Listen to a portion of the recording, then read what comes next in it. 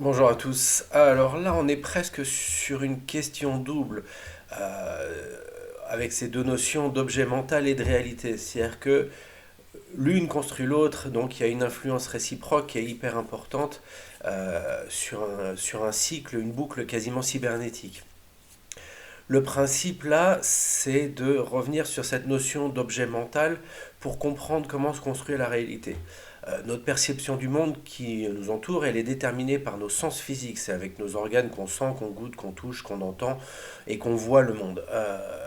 De ces organes vont venir les influx nerveux qui vont renseigner notre cerveau à chaque instant sur ce qui se trouve dans notre environnement, donc sur cette fameuse réalité. Donc oui, de ce point de vue-là, il s'agit bien d'une perception physique, et même s'il existe des différences anatomiques d'une personne à l'autre qui pourraient influencer dans la manière dont ces perceptions sont font, euh, on ne voit pas tous effectivement les choses du même rouge ou du même vert, on pourra entendre les choses de manière plus ou moins aiguë, etc. etc.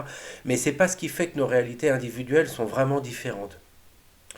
En revanche, ce qui fait que la réalité de chacun est unique, c'est qu'au-delà de ces différences anatomiques, il est essentiel de comprendre que ce ne sont pas les yeux qui voient, ce ne sont pas les oreilles qui entendent, et ce ne sont pas les doigts qui touchent. C'est le cerveau qui perçoit le monde qui nous entoure et qui détermine la nature de cette réalité.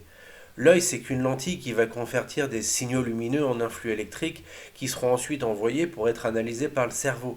L'influx électrique, c'est pas l'image, c'est la manière dont le cerveau va reconstruire ces influx électriques qui va créer l'image.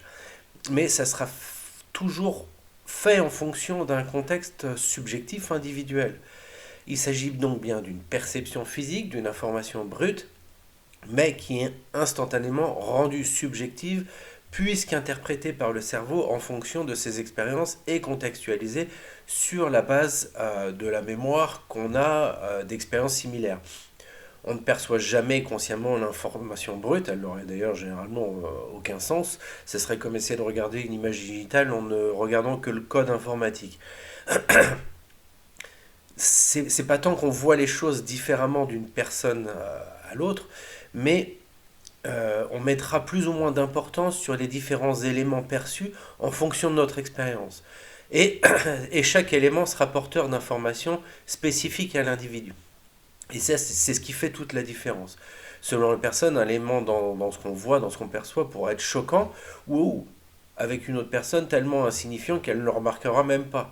Donc, deux personnes peuvent percevoir le même chien avec leurs yeux, mais la première personne la contextualisera comme étant quelque chose d'agréable et sympathique, tandis que la deuxième personne, qui a été attaquée par un chien étant plus jeune par exemple, va percevoir cette image comme étant une menace directe pour sa survie. Les deux personnes n'observent pas la même réalité. Elles observent le même chien, mais pas la même réalité. Donc, bien que le chien assis devant ces deux personnes soit une réalité physique unique, poil, race, taille, la morphologie, la tête, la couleur, tout ce qu'on veut, c'est la manière dont il est contextualisé et conceptualisé qui va déterminer sa réalité. La subjectivité fera que la deuxième personne pourra avoir l'impression que le chien a une attitude plus menaçante, par exemple.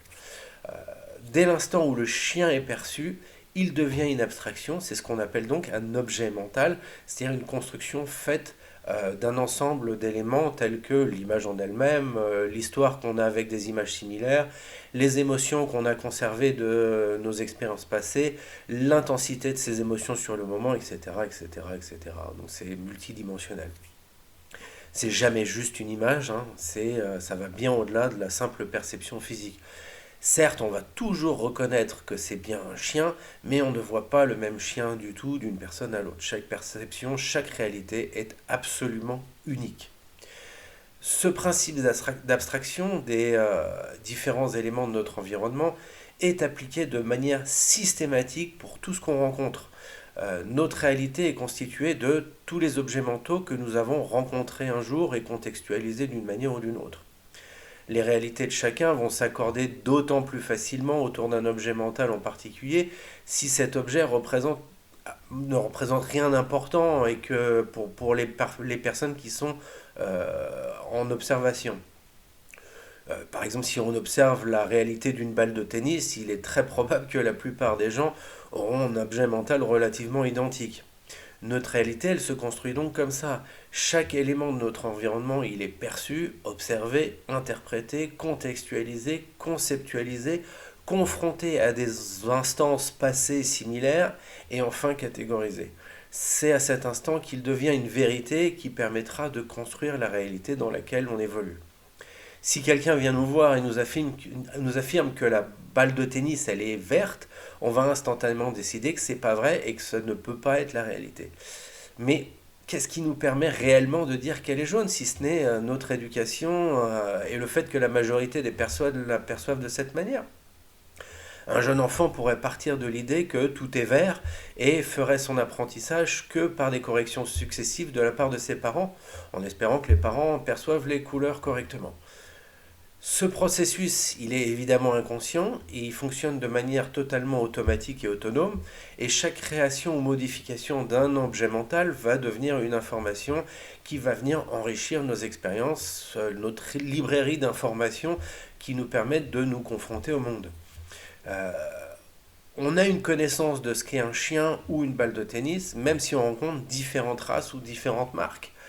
Peut-être que si une personne n'a vu que des chihuahuas toute sa vie, elle ne catégorisera pas forcément un labrador comme étant un chien directement.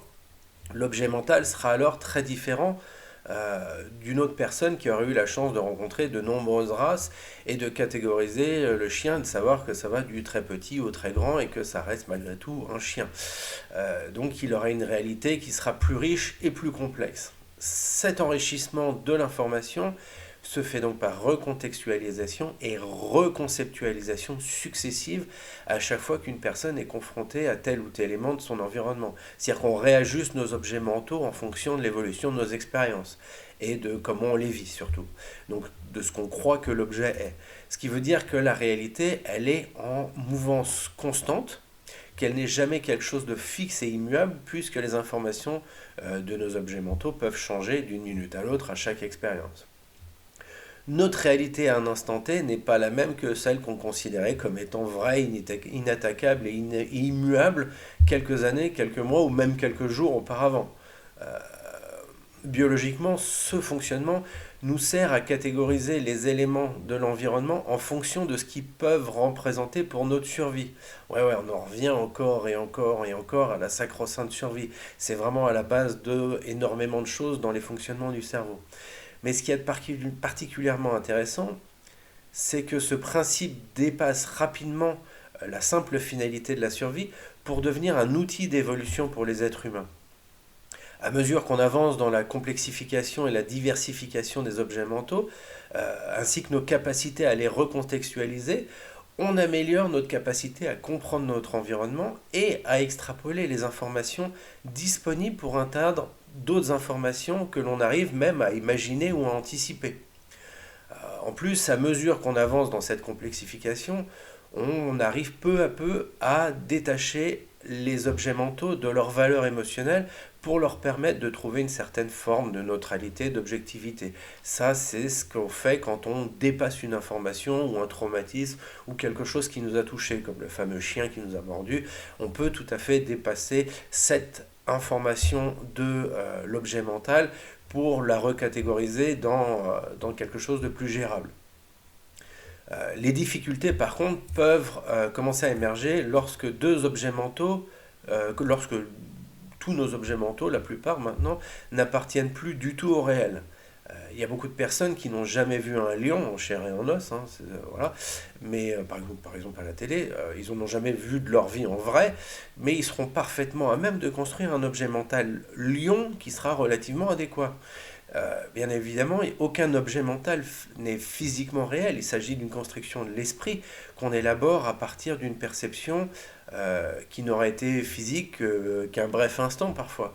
Dans cette idée, comment est-ce qu'on pourrait affirmer que l'objet mental lion construit par une personne à partir d'un reportage à la télévision est moins bon ou moins réel que celui construit par une personne qui en a réellement vu un en vrai, en chair et en os?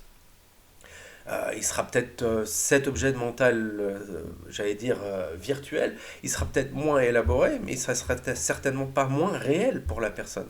On saura toujours que si on est face au lion, vaut mieux courir parce que sinon on va se faire manger. Le principe, il est très simple, l'objet mental fonctionne. Cette même capacité d'abstraction, liée au fait qu'on a déjà une solide habitude de construire des objets mentaux complexes, fait qu'on peut tout aussi bien réussir à créer des objets mentaux à partir de quelque chose de complètement virtuel, qui n'existe absolument pas.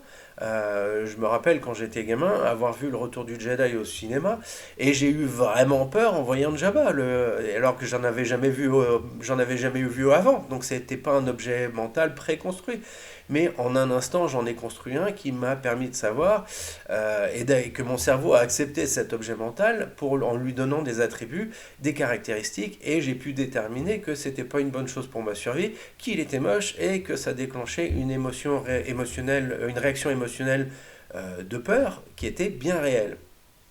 Donc on peut avoir une réaction tout à fait réelle avec quelque chose qui n'existe pas parce que de toute façon le cerveau ne fonctionne que sur la base de ces objets mentaux.